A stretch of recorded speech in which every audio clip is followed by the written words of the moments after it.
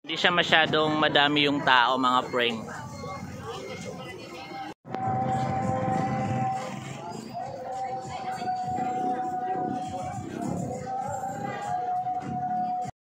Status ngayon mga preng dito sa public market ng General Santos City.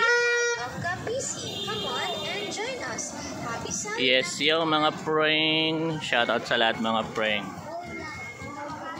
At this moment of time, it's already, I think it's already 5 PM.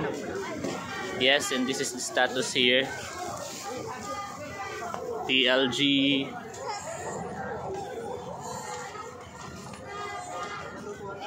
So ganyan preng. Ganyan preng, this is the status here.